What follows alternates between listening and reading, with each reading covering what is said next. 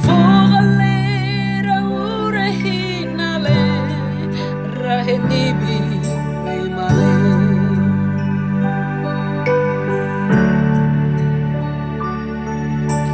Jorobuya wai bere male arahila raboga bansele. Pesora mekile sobo anwa fonye aisobo.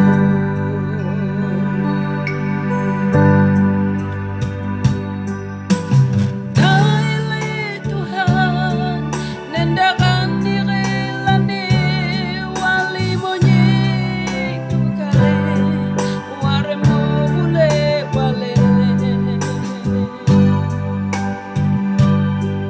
Arahena ubalo mando befole wai bere male hilarabo hale me male rena buhen kaso.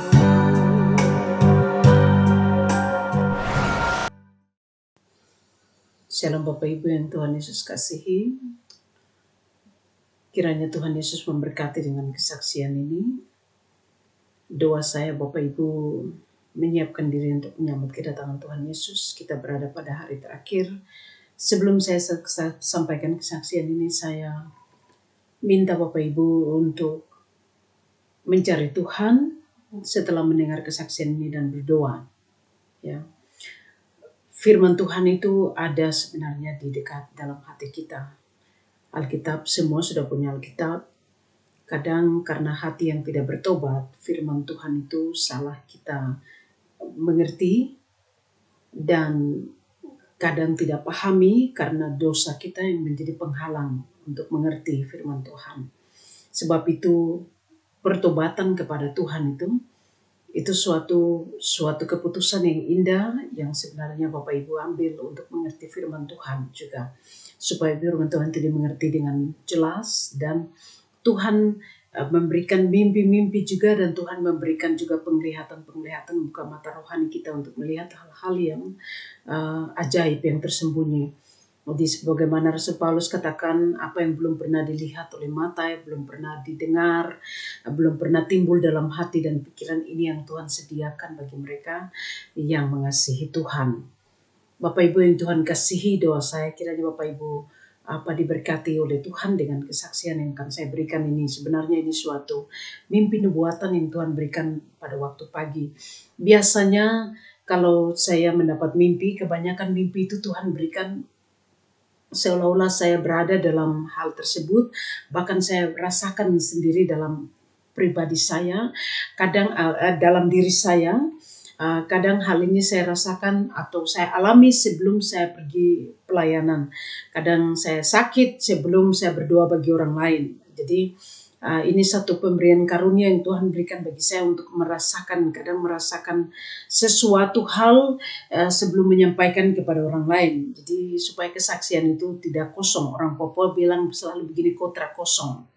Ya, puji Tuhan. Bapa, saya berdoa untuk setiap telinga yang mendengar, Engkau urapi dan memberkati supaya mereka mengerti anak-anak-Mu Bapa dan memahami maksud-Mu Tuhan, dan kemudian bijaksana dalam hal-hal terakhir ini dalam mengambil keputusan sesuai dengan kehendak-Mu untuk hidup benar dan kudus menjelang hari Tuhan yang akan segera datang. Segala pujian bagi Tuhan Yesus di tempat yang maha tinggi. Haleluya. Amin. Bapak Ibu yang Tuhan kasih, tadi malam saya biasanya tidur agak tempo, tapi kadang kalau pelayanan atau kalau ada yang datang ke rumah, kadang saya tidur lambat.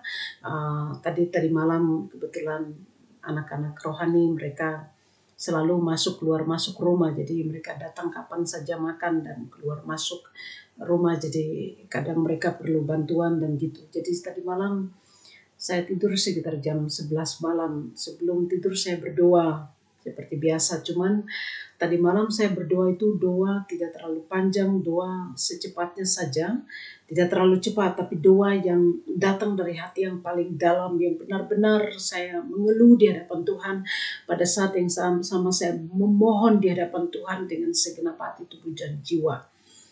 Dan setelah saya memohon pada Tuhan, memohon perlindungan, Tuhan lindungi saya dan anak-anak saya, keluarga saya, Tuhan selamatkan kami Tuhan pada hari-hari yang dahsyat, hari-hari yang jahat ini yang akan menimpa kami itu, yang sudah menimpa dan akan menimpa lagi Tuhan. Selamatkan kami Tuhan, saya mohon. Dan setelah saya berdoa, saya tidur. Bapak Ibu yang Tuhan kasihi, pada waktu pagi saya mimpi, jadi saya tidak bangun tuh sampai pagi saya berdoa, saya tidur betul-betul. Pada waktu pagi saya mimpi, saya lihat rumah. Saya lihat itu rumah saya, tetapi bukan juga rumah saya. Saya tidak tahu bagaimana menjelaskannya, rumah saya dan bukan juga rumah saya. Kemudian di situ saya lihat Mama berdiri di rumah itu. Mama sudah meninggal.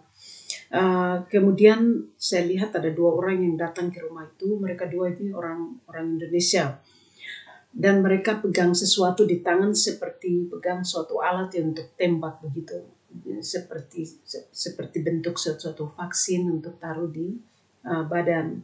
Dan waktu saya lihat, saya lari sembunyi dan saya tunggu untuk waktu tertentu sekitar 1 atau 2 jam. Pasti sudah lama begini, mereka 2 pasti sudah tinggalkan rumah. Jadi saya kembali ke rumah. Pada waktu saya kembali, saya tidak sadar mereka 2 sedang tunggu saya. Yang satu dia langsung tangkap saya, yang tahan saya punya kaki, kemudian yang satu jaga saya punya badan. Jadi yang satu jaga bagian kanan, yang satu tahan kaki 2 tahan. Mama ada dalam rumah. Mama sudah meninggal sebenarnya, jadi saya lihat dia itu samar-samar saja, tapi saya tidak lihat jelas itu Mama, tapi karena itu saya tahu rumah, jadi Mama saja yang saya tahu dari situ, tapi tidak ada orang lain, hanya dia sendiri. Nah, atmosfer atau suhu di dalam ruangan itu sangat gelap, bukan gelap sekali tetapi samar-samar begitu, dan tidak ada hadirat Tuhan sama sekali. Orang 2 ini mereka tahan saya punya kaki, itu saya punya badan sama sekali seperti terhipnotis, dan kemudian atmosfer dalam ruangan itu sangat tidak ada hadirat Tuhan, tidak ada kemuliaan Tuhan, tidak ada udara segar. Kemudian saya rasa sama sekali tidak punya kuasa, bahkan untuk menolak pun tidak bisa, sama sekali, seolah-olah saya sama sekali tidak berkutik. Yang tahan di kaki dia bilang ini yang saya pegang ini bukan vaksin, ini bukan bilangan setan, ini juga bukan bukan microchip, bukan semua yang kalian khawatir.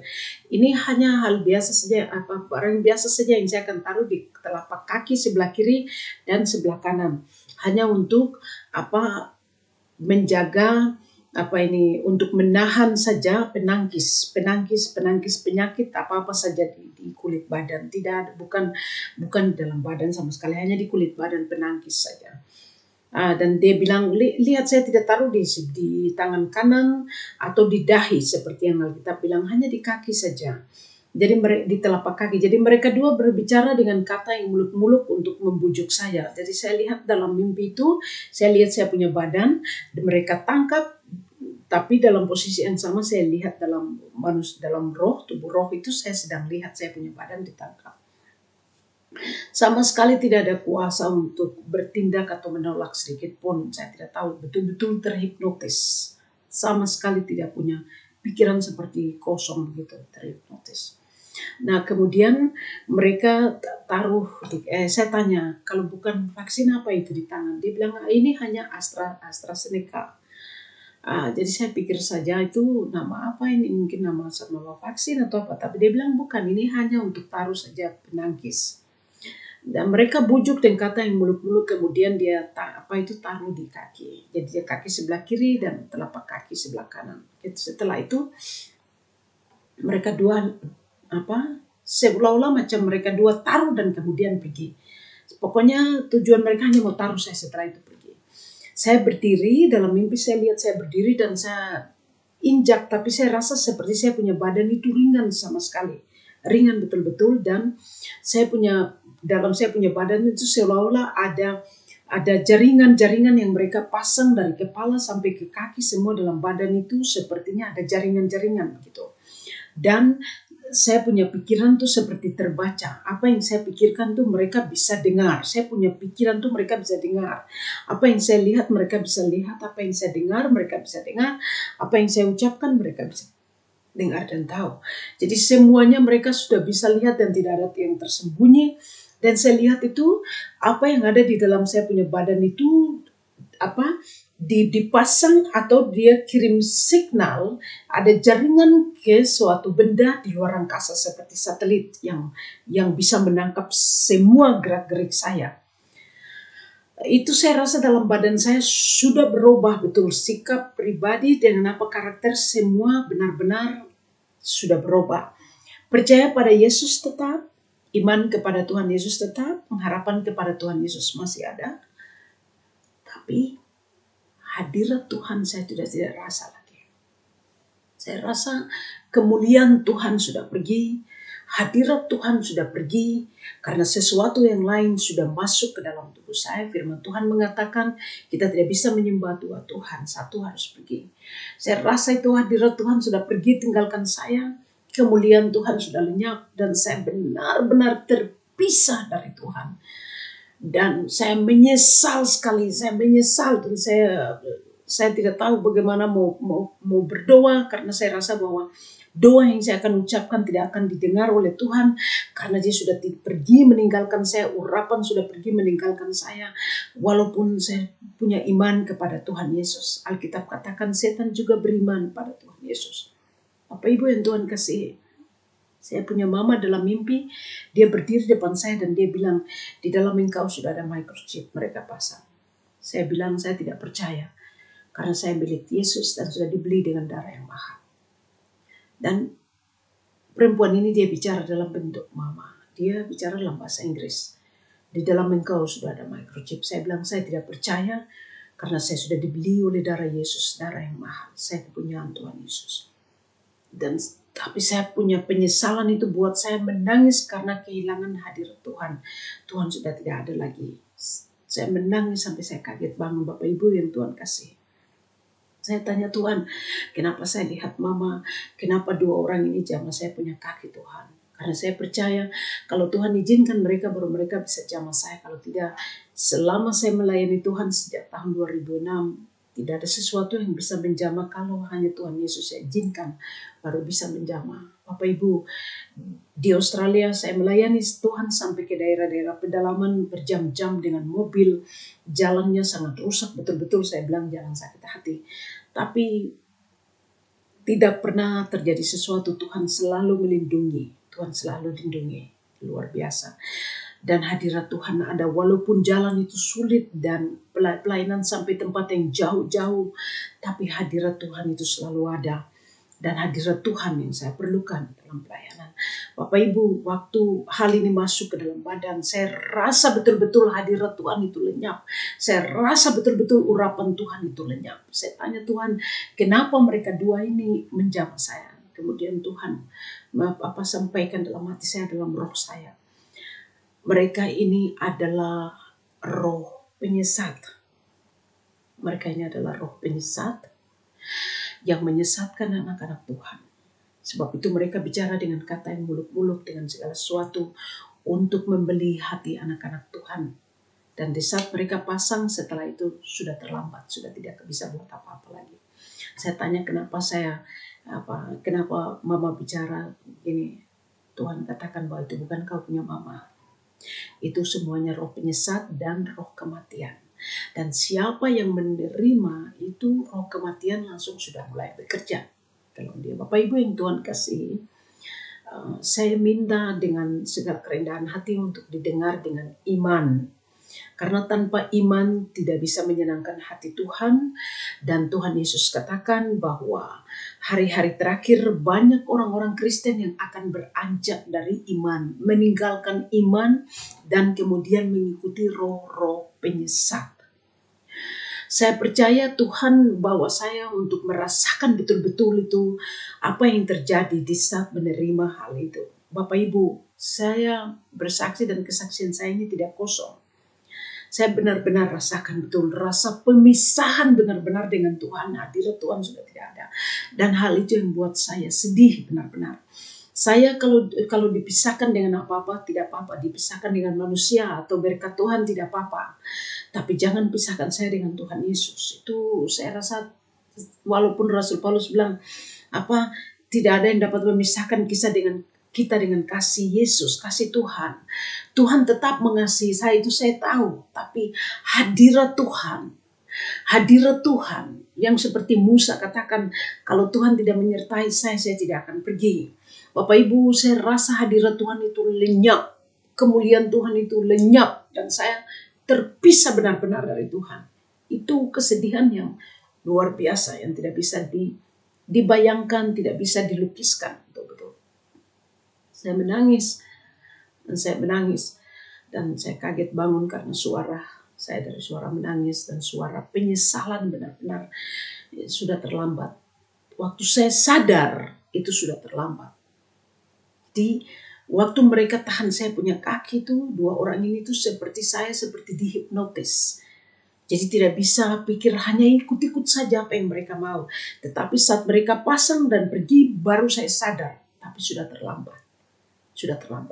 Kemudian Tuhan sudah pergi dan sudah tidak bisa kembali lagi pada Tuhan. Doa pertobatan percuma saja. Saya sudah mendeklarasikan diri saya bahwa saya kepunyaan setan, tujuan neraka. Bapak Ibu, kesaksian saya ini saya sampaikan sebagaimana yang saya rasakan dalam mimpi, yang benar-benar saya alami. Saya tidak buat-buat. Bapak Ibu yang Tuhan kasih, ini saya sendiri sampaikan hal ini, dan ini memerlukan satu keberanian untuk menyampaikan. Saya tidak tahu Bapak Ibu, ukuran iman yang Tuhan berikan pada Bapak Ibu beda masing-masing, dan bagaimana Bapak Ibu mendengar kesaksian ini, bagaimana menangkap kesaksian ini, itu sesuai dengan iman yang Tuhan berikan. Ya. Kita berada pada hari terakhir, segala sesuatu harus didengar dengan iman. Saat ini roh penyesat ada di seluruh dunia. Banyak hamba-hamba Tuhan yang kadang sampaikan kepada jemaat Tuhan untuk menerima. Bahkan mereka bilang, tadi pagi waktu saya sampaikan hamba-hamba Tuhan, bahkan saya sampaikan teman saya, dia bilang begini, hamba Tuhan, dia bilang, bagaimana kalau kami berdoa untuk jemaat dan biarkan jemaat pergi untuk menerima, dan kami berdoa untuk memohon perlindungan dari Tuhan. Jawaban saya untuk mereka atau tanggapan saya katakan tidak bisa. Saudara bukan hamba manusia, tapi saudara hamba Tuhan. Kalau saudara hamba manusia, saudara lakukan apa yang manusia mau. Tetapi kalau saudara hamba Tuhan, saudara hanya lakukan apa yang Tuhan mau. Galatia 1 ayat 10, Rasul Paulus katakan, saya bukan hamba manusia, tetapi hamba Tuhan. Kalau saya melakukan sesuatu yang menyenangkan hati manusia, maka saya hamba manusia. Tetapi kalau saya melakukan sesuatu yang menyenangkan hati Tuhan, maka saya ini hamba Tuhan. Dan di saat saudara menyenangkan hati Tuhan, pastikan saudara tidak akan menyenangkan hati manusia. Bapak Ibu yang Tuhan kasihi, ada juga hamba Tuhan yang mengatakan bahwa dalam kita ada kuasa darah Yesus, ada firman Tuhan, dan kuasa Roh Kudus yang bekerja yang dapat membatalkan segala vaksin apapun, mematikan semuanya pada saat masuk ke dalam badan. Heran, Bapak Ibu sudah mempunyai iman dan sudah mempunyai kuasa dalam Tuhan Yesus. Mengapa harus menerima vaksin? Bukankah darah Yesus sudah cukup? Bukankah firman Tuhan sudah cukup? Bukankah dengan hidup bergaul pada Tuhan sudah cukup? Mengapa harus melakukan sesuatu kemudian memakai darah Yesus dan kuasa Yesus untuk membatalkan saat saudara sudah tahu sebenarnya tidak boleh? Atau saudara lakukan karena terpaksa? Atau kalau saudara lakukan karena tertekan, karena diintimidasikan dan melakukan? Bapak Ibu yang Tuhan kasih, kita berada pada hari terakhir. Saya sampaikan kepada hamba-hamba Tuhan dengan segala kerendahan hati. Jangan memakai kuasa Tuhan dan jangan memakai kuasa itu sembarangan dan melanggar perintah Tuhan. Bapak Ibu adalah hamba Tuhan dan bukan hamba manusia. Pegang teguh pelayanan Tuhan dan lakukan dengan benar dalam kerendahan hati di hadapan Tuhan supaya jemaat Tuhan itu diselamatkan dan bersiap-siap untuk menyambut kedatangan Tuhan yang akan datang dengan segera. Kalau Bapak Ibu berusaha untuk hidup, apa arti kehidupan itu bagi Bapak Ibu? Apakah makan dan minum arti hidup bagi Bapak Ibu? Ataukah hidup yang sekarang ini adalah kehidupan yang Bapak Ibu artikan? Ataukah kehidupan itu adalah Yesus sendiri, iman kepada Yesus? Makan dan minum, pakai itu bukan kehidupan. Kehidupan itu adalah iman kepada Yesus Kristus. Dan iman kepada Yesus bukan hanya saja mengatakan ya, tapi juga tidak. Seperti Rasul Paulus katakan bukan ya dan tidak, tetapi ya atau tidak. Bukan tengah-tengahnya. Bapak Ibu yang Tuhan kasihi. Roma 1 ayat 17 katakan orang benar akan hidup oleh iman kepada Tuhan. Kalau Tuhan mengatakan pada hari terakhir dia akan muncul, dia datang, apakah dia akan mendapat iman di bumi? Berarti Tuhan Yesus benar semua yang dia katakan karena dia sudah melihat jauh-jauh hari banyak orang Kristen akan meninggalkan iman dan mengikuti roh-roh penyesat. Karena kejahatan itu semakin meningkat, kasih bertambah dingin, dan banyak orang akan beranjak dari iman mengikuti roh-roh penyesat. Saat ini banyak sekali hamba-hamba Tuhan di seluruh dunia. Ada yang mengatakan pada jemaat untuk menerima. Ada juga nabi-nabi Tuhan yang bingung. Semuanya pada bingung pada saat ini. Jemaat bingung, hamba Tuhan juga bingung, semuanya bingung. Bapak Ibu yang Tuhan kasih, Tuhan mau Bapak Ibu mencari Tuhan di dalam kerendahan hati. Tinggal di kaki Tuhan Yesus. Cari wajah Tuhan Yesus, jangan berkat Tuhan. Cari wajah Yesus, jangan kuasa Tuhan. Cari wajah Tuhan Yesus. Duduk dalam hadirat Tuhan. Rindu akan wajah Yesus. Rindu akan hadirat Tuhan Yesus. Firman Tuhan katakan, carilah wajahku. Wajah Tuhan, Bapak Ibu cari dia. Ini waktunya.